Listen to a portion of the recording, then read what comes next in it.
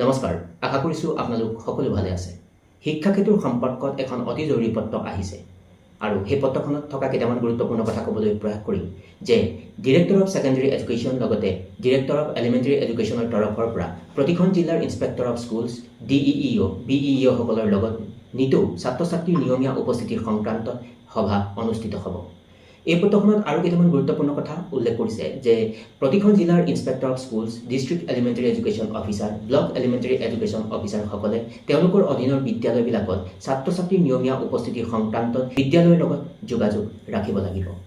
আৰু এটা কথা উল্লেখ কৰিছে যে প্ৰতিদিনাখনে যাতে উপস্থিত থকা ছাত্ৰ ছাত্ৰীসকলৰ এটেণ্ডেঞ্চ নিশ্চিতকৰণ কৰিব পাৰে সেইকাৰণে বিদ্যালয়ৰ প্ৰধানে অতি গুৰুত্ব দায়িত্ব পালন কৰিব লাগিব। শিক্ষা ক্ষেত্ৰত ছাত্ৰ ছাত্ৰীৰ উপস্থিতিয়ে হওক বা শ্ৰদ্ধাৰ শিক্ষাগুৰুসকলৰ উপস্থিতিয়ে হওক সকলোখিনি কঠোৰভাৱে মনিটৰ কৰাৰ ব্যৱস্থা গ্ৰহণ কৰিছে অসম চৰকাৰৰ শিক্ষা বিভাগ তথা সমগ্ৰ শিক্ষা অভিযানে। আৰু আপুনি সদায় বিদ্যালয়লৈ আহি আছে, ভুলবশতঃ আপোনাৰ এটেণ্ডেঞ্চ থাকি যাব পাৰে, এই কথাটো এনচিয়ৰ কৰিব যে আপুনি সদায় এটেণ্ডেঞ্চটো নিশ্চিত কৰিব পাৰে শিক্ষা ক্ষেত্ৰত। আৰু এটা কথা, যেতিয়া আপোনালোকে লিভ ল'ব সেই লিভবিলাকৰ কেতিয়াবা লোৱাৰ পাছতো পেণ্ডিং হৈ থাকে, পেণ্ডিং হোৱাৰ পৰিৱৰ্তে আপোনালোকে সেই লিভটো সদায় এপ্ৰুভ কৰিবলৈ চেষ্টা কৰিব আৰু যদি পেণ্ডিং হৈ থাকে তেতিয়া সেই লিভটো আনঅথৰাইজড লিভ হৈ পৰে।